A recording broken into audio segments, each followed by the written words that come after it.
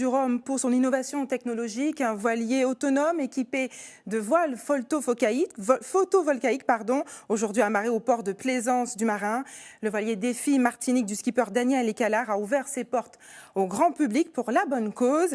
En échange de quelques euros, des curieux ont pu visiter le monocoque, une somme qui sera reversée aux lycéens d'une classe de seconde d'un lycée de Saint-Pierre pour financer un voyage d'études. Isabelle Ferrière.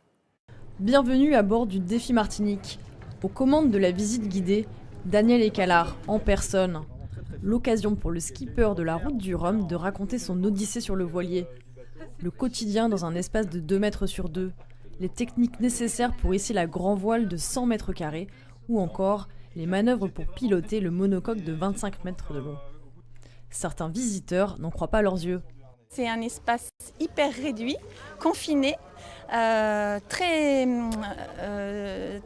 technologique malgré tout. Il fait à l'intérieur, ça paraît beaucoup plus petit. Il n'y a pas de toilette, alors ça doit être dur. Enfin, pour la cuisine, c'est pas très grand, ni pour la salle de bain. C'est toujours impressionnant de le visiter, mais surtout au contact du skipper qui vient de rentrer de course et de pouvoir partager un petit moment de sa vie à bord. À l'origine de cette journée portes ouvertes, des lycéens de Saint-Pierre, l'accès au bateau est payant. Les bénéfices serviront à financer fin mai un voyage d'études à Montréal au Canada, en plein salon international du design.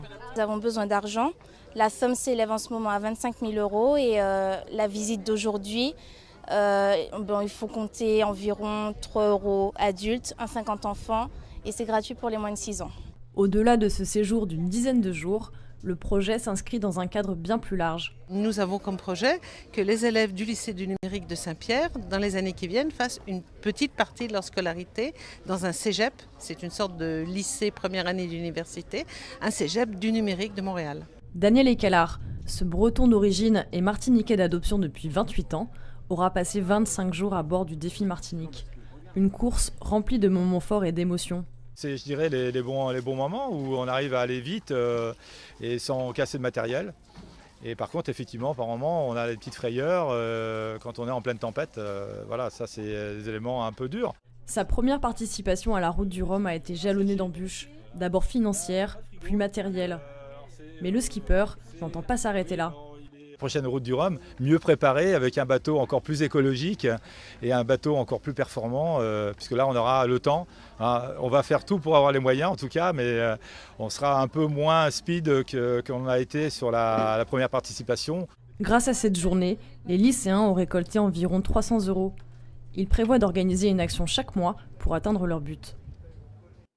Revenons maintenant sur l'actualité.